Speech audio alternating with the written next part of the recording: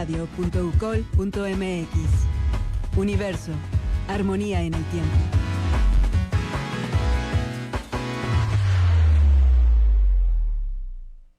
Son las 11:30. La diversidad de especies animales enriquece nuestro entorno. Con experiencia y comprensión del mundo, salud y bienestar. Consentido Animal. Consentido Animal.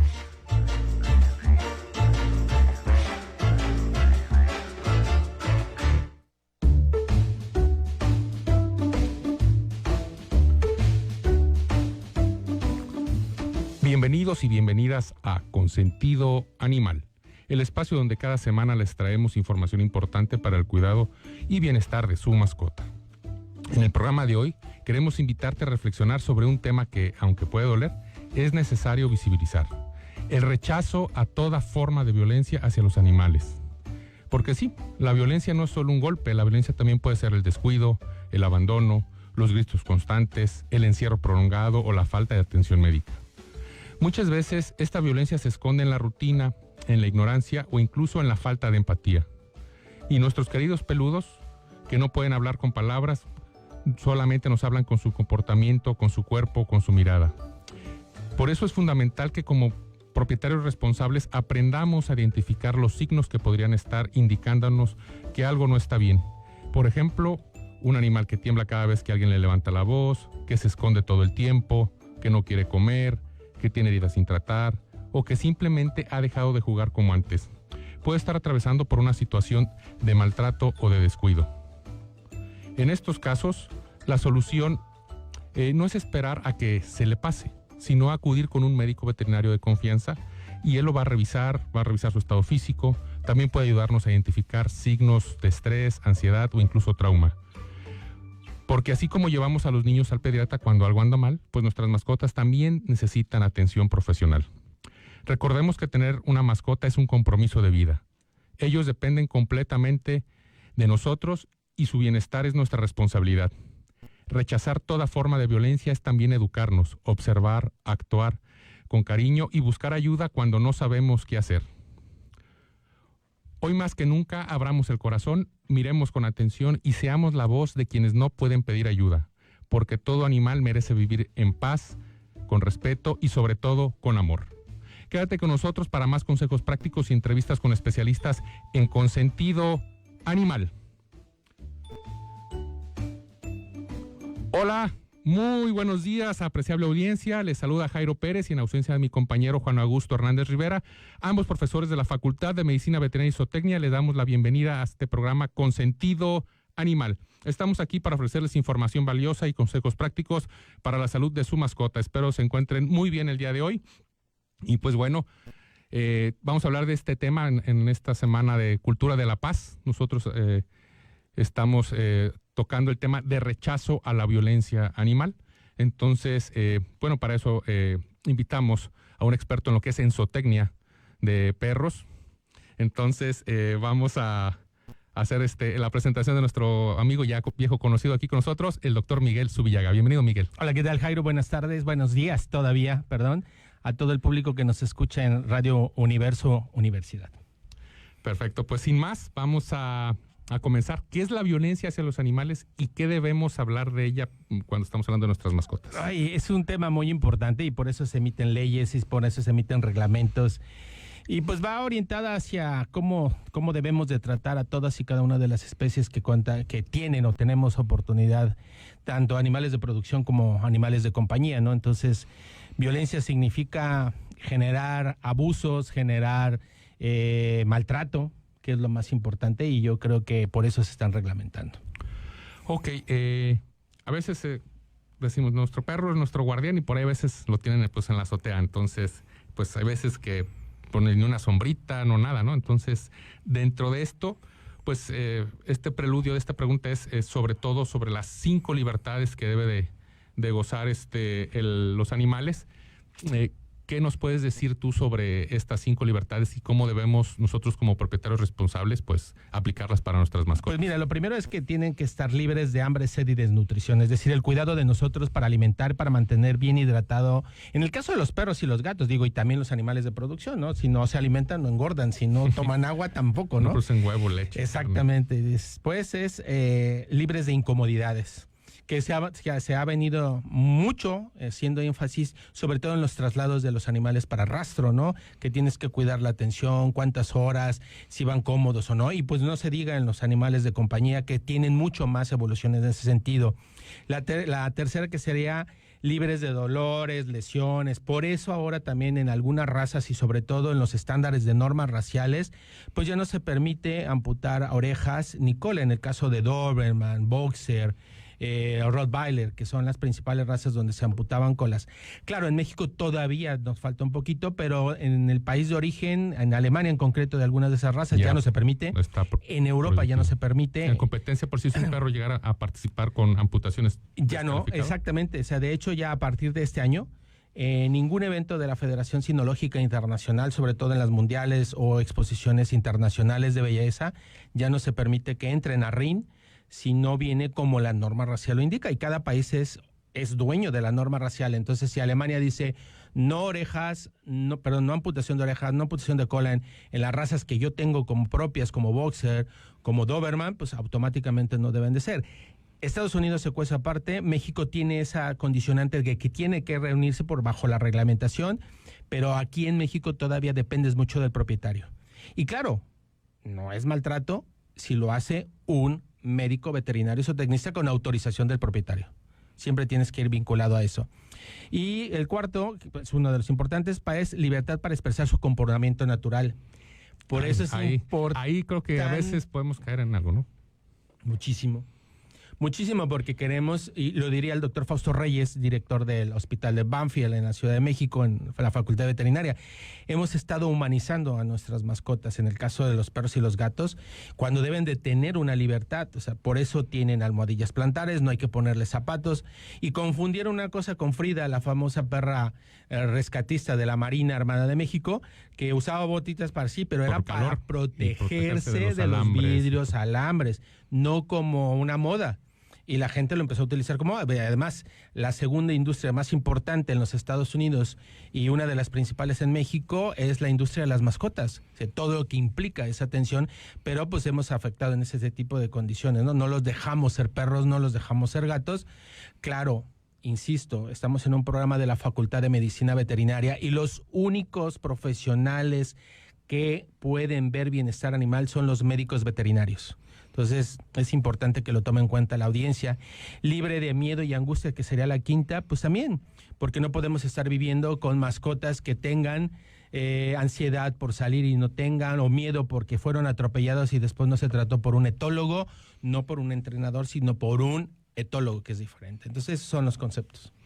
Ok, bueno, sí, yo pienso que a veces podemos llegar, a veces hasta a ciertos excesos, y a lo mejor pues es acercarse, ¿no?, a un profesional, un médico veterinario, y él pues nos sabrá dar los consejos más adecuados para tanto animales de compañía como animales de producción, porque a veces podríamos llegar a pensar que animales, y pensamos a veces pues nada más en mascotas, ¿no? Y todo, pues el transporte de los cerdos, el transporte de las aves, del ganado bovino, cuando va para rastro, tiene que tener ciertas, la normatividad maneja que tengan ciertas horas previas al embarque, ciertas horas una vez que llegaron, cómo debe ser el manejo dentro de los corrales.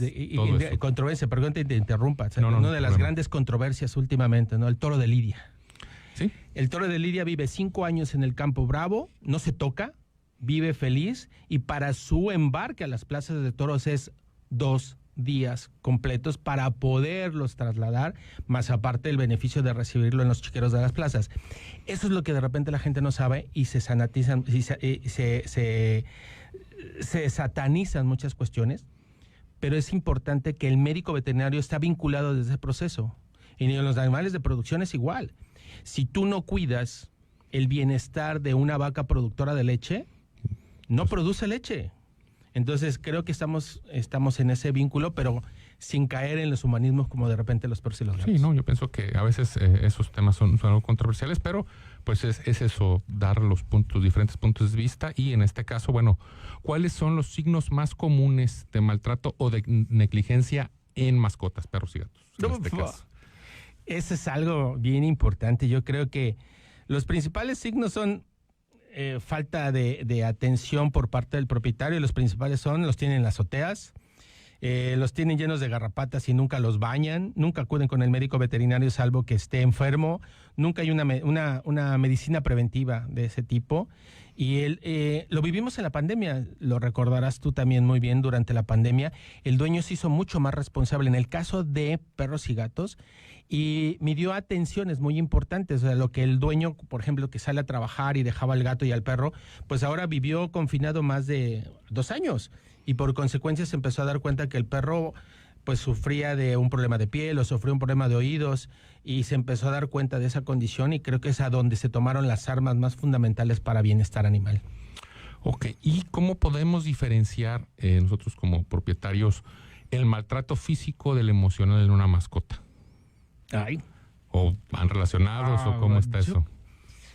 Pues mira, ahí recordando lo que decía la doctora Clara Edwards, que es etóloga, uh-huh. y lo veía muy, muy, muy vinculado en ese sentido, ¿no? Yo creo que los 2 factores que acabas de mencionar son importantes y por consecuencia tenemos que medirlos, si bien no con una similitud, pero sí sabiendo identificar cada cuándo o cómo poderlos identificar, y eso solamente nosotros los médicos veterinarios los podemos hacer. El dueño es importante porque nos va a decir la pauta, ¿no? En el caso de perros y gatos, pero en el caso de los animales de producción creo que es un poquito más difícil o más fácil tal vez, ¿no? Dejan de producir huevo, dejan de producir carne o no aumentan de peso. Y en el caso del perro pues pierde peso, no come y todo ese tipo de condiciones, ¿no? Sí, en el caso de, hay veces, digo, a lo mejor en consulta te ha llegado a pasar que a veces que hay animalitos que pues recogen de la calle, los adoptan y pues sí son a veces animales muy, muy temerosos, no se dejan pues agarrar bien, tienen miedo y se llegaran a mostrar algo agresivos, pero pues a veces no es per se de que el animal sea agresivo. Pero esta pregunta la dejamos ahorita para regresando de esta breve pausa. Por favor, continúe con nosotros. Seguiremos explorando más del rechazo a toda forma de violencia en Consentido Animal. La vida en todas sus formas y tamaños es indispensable para sostener nuestro entorno. Consentido Animal, ya volvemos. Cuando laves ropa, trata de poner cargas completas y lava. La bicicleta es un gran medio de movilidad no contaminante, ya que no emite gases tóxicos. 10 bicicletas ocupan el mismo espacio que un... Compra tus frutas y verduras sin bolsas de plástico. Los mexicanos tiran alrededor de 8,000... Puedes ahorrar entre el 5 y el 10% del consumo total de energía eléctrica. ¿Qué podemos hacer hoy por el planeta? Cada sábado a las 10 de la mañana te ofrecemos Habitare, por cortesía de Radio UNAM. Todos tenemos una historia, caminos que nos llevaron al lugar donde estamos. Y aunque pueden ser historias similares, la tuya es única y la mía también. Relatos universitarios llenos de encuentros, experiencias y situaciones inesperadas. Cada domingo a las 6 de la tarde con Tejiendo Historias, una producción de UAM Radio. Arte y cultura. www.tresdelengua.mx. Ciencia y tecnología. www.tresdelengua.mx. Análisis social y disertaciones profundas. www.tresdelengua.mx. Bueno, ¿y qué se supone que todo esto se encuentra en ese sitio web o qué? No, para nada. Entonces, ¿qué hay allí o qué? Pues el podcast de Tres de Lengua. Ah...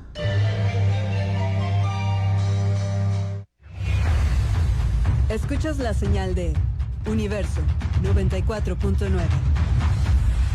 Armonía en el tiempo. Son las 11:44. La biodiversidad en la Tierra es única. Descubramos más. Consentido Animal. Estamos de regreso.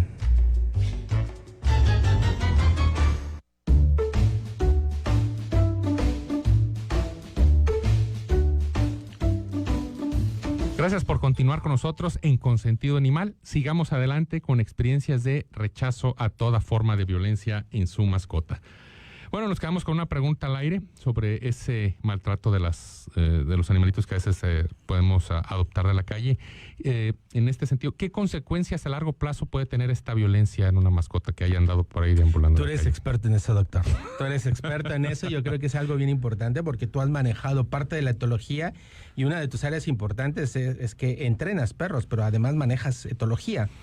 Pero yo creo que te cuesta más trabajo un perro que fue maltratado para poder entender que tienes que meterse como los niños de repente en una educación, y sí quedan algunos rezagos, los puedes corregir, pero tienes que hacer uso de técnicas bien específicas para poderlo determinar, no tú como propietario, o sea, tienes que hacer uso del médico veterinario definitivamente.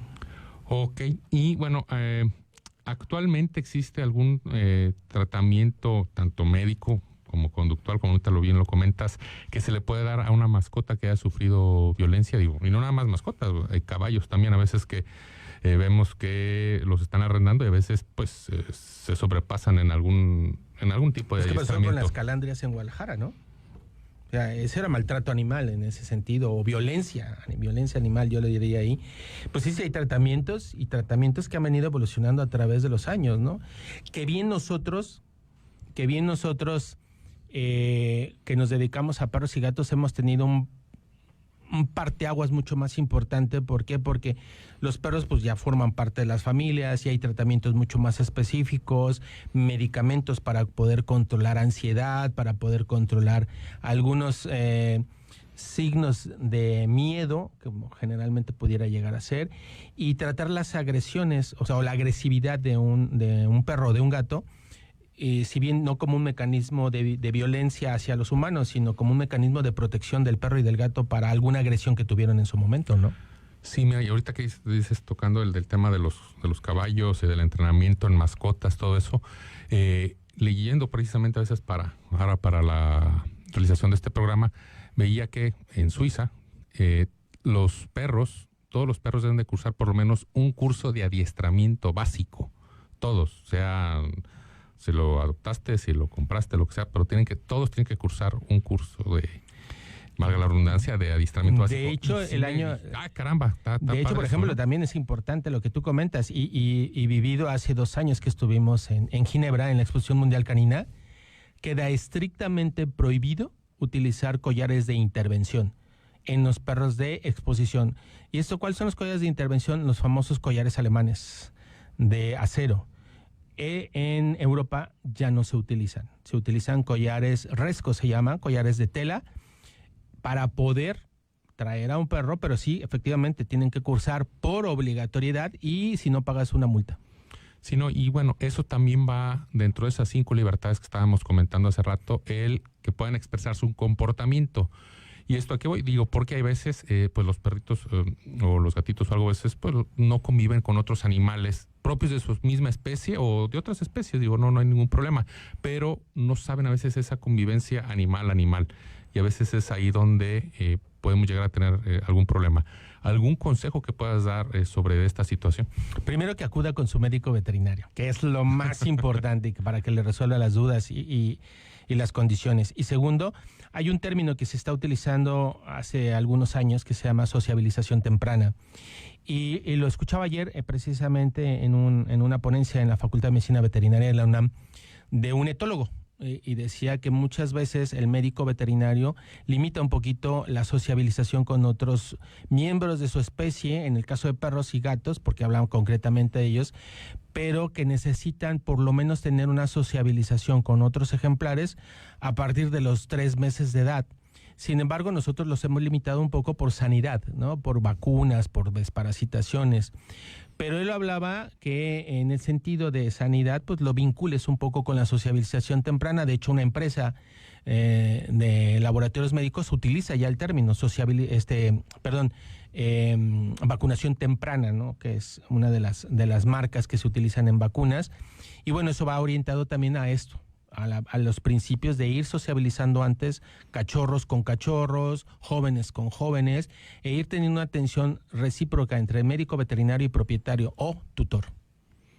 Es correcto. En el caso de perros y gatos. Sí, ya. Definitivamente. Lo demás creo que es importante ver a un etólogo en producción, ¿no? Sí, que generalmente te digo, en la etología por ahí hay una película, ahorita se me va el nombre, que es precisamente de una médico veterinario que fue de las primeras médicas veterinarios en Estados Unidos, y ella sufrió un problema de autismo, en el cual ella veía que el ganado bovino al momento de ser transportado y al ser manejado en los corrales, si giraban en una forma de U, los animales se comportaban más calmados en lugar de estar haciendo encuadros. Entonces hizo unas modificaciones en los corrales donde ella trabajaba y pues eso se fue para arriba, y tan así que ya quedaron patentados esos corrales.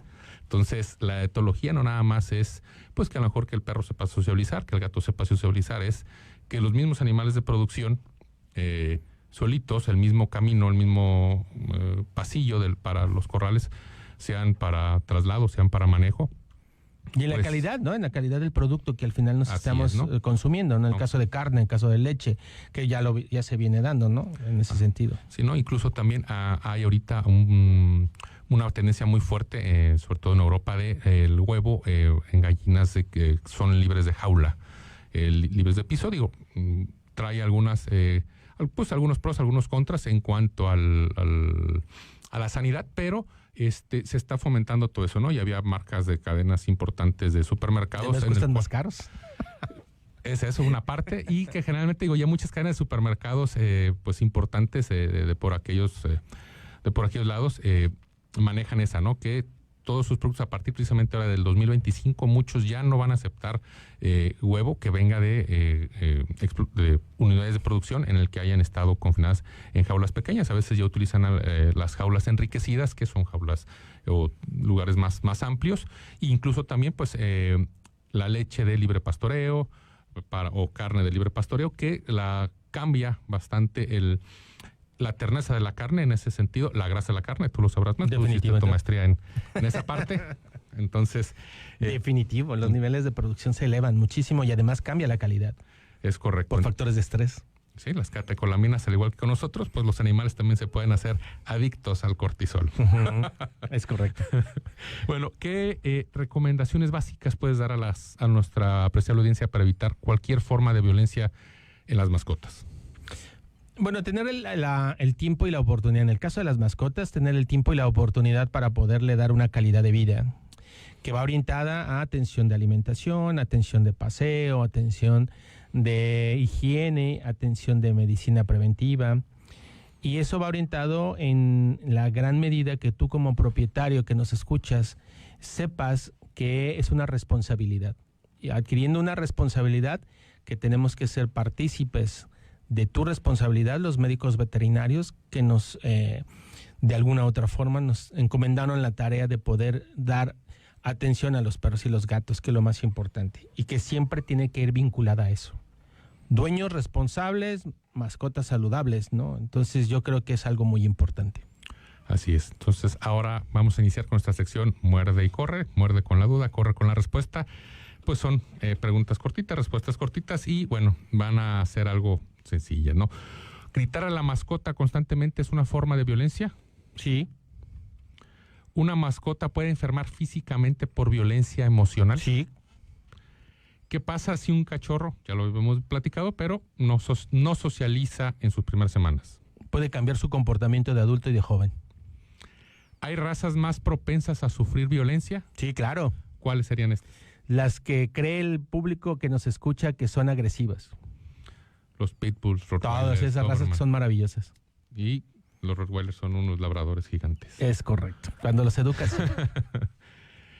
Esto que tú comentabas también, muy de lo de los collares, ¿el castigo físico sirve para educar a una mascota? No, ya. ¿Ignorar a una mascota también puede ser maltrato? Sí, claro. ¿Qué impacto tiene el maltrato en la esperanza de vida de una mascota? Todo. Muere más pronto. Bueno, esta altura es médico veterinario, pero sería bueno hacérsela a un psicólogo. Sí. ¿Los niños que maltratan animales pueden desarrollar conductas violentas en la adultez? No lo considero. Yo no lo considero. Yo, Miguel Subillaga. ¿Es cierto que algunas mascotas maltratadas pueden dejar de emitir pues, sonidos o algún... Sí, claro, definitivo. Y esta está muy bonita. Una mascota que ha sido rescatada puede volver a confiar en los humanos. Definitivo. Y son mejores. Si no tienen esa dualidad, ¿no? Sí, claro. De comportarse. Olvidan muy rápido. El humano es muy rencoroso, los animales no. Definitivo. Ok, a nuestra apreciable audiencia, ¿qué puede hacer si sospecha que una mascota en su entorno, o sea, a lo mejor no forzosamente la de él, a lo mejor un vecino, uno de la calle o algo, está sufriendo violencia esta mascota? ¿Qué puede hacer? Primero, entrar en contacto con, si él tiene una mascota, entrar con su médico veterinario para recibir una orientación, pero la recomendación que yo le podría dar es que acuda a la unidad de servicios de los ayuntamientos. En los ayuntamientos existe la oportunidad de poder ayudarle a resolver esa situación, y si no, que acuda a la Facultad de Medicina Veterinaria en Zootecnia, en Tecomán. Perfecto. En este caso, a veces cuando son de maltrato, en tu experiencia, ¿cuáles son como las lesiones más frecuentes que pueden llegar a tener? Collares muy apretados o que los dejaron amarrados en algún lugar específico, insolación, sobre todo golpes de calor muy marcados porque los dejaron en un lugar donde no había ni un techo ni una porción de agua para poderles dar atención, y sobre todo de repente, que a mí no me gusta es que golpeen a los perros, ¿no? Golpearlo es decir, con un cinturón o sobre todo con una cadena, que sí me ha tocado verlo, y creo que eso es mucho más allá de que un niño tiende a ser violento cuando maltrata a un perro. Yo creo que no, un niño no maltrata, puede jugar muy pesado, pero no maltrata. Sí, ¿no? Por ahí viene una de niño chico, perro grande. Así niño grande, perro chico, exactamente, ¿no? Exactamente, doctor. Sí, ya. Y bueno, ya casi para finalizar, ¿qué mensaje final debemos transmitir a nuestra audiencia sobre el rechazo a toda forma de violencia hacia los animales? Educación. Yo considero que la parte fundamental para no tener una violencia hacia nadie, incluidos los animales, es ser educado, educarte, leer, educarte, asistir a programas de apoyo, de leer mucho, no nada más el TikTok y el Instagram, no, hay muchas mentiras dentro de las redes, pero los profesionales de la salud también pueden ayudar en ese sentido, y yo creo que es educarte, educar, y un pueblo educado no maltrata. Es correcto. Bueno, Miguel, pues te agradecemos tu presencia una vez más en este programa. Muchas gracias por acompañarnos. No, muchísimas gracias a ustedes por invitarme. Es un gusto estar en la radio de mi universidad. Bueno, pues sin más, llegamos al final de nuestro programa. Recuerden, sobre todo en estos casos y en todos los que sean relacionados con sus mascotas y sus animales, buscar siempre la orientación adecuada para garantizar la salud y el bienestar de sus mascotas, de sus animales de producción. Agradecemos en la producción de Facebook a Claudio Piña, y en los controles a mi paisano Eduardo Luquín. En la producción y conducción, Jairo Pérez y Juan Augusto Hernández. Por favor, evitemos toda violencia hacia los animales y nos escuchamos la próxima semana en Consentido Animal. Te esperamos el viernes en nuestro siguiente programa, Consentido Animal. Una producción de la Facultad de Medicina, Veterinaria y Zootecnia de la Universidad de Colima para Universo 94.9.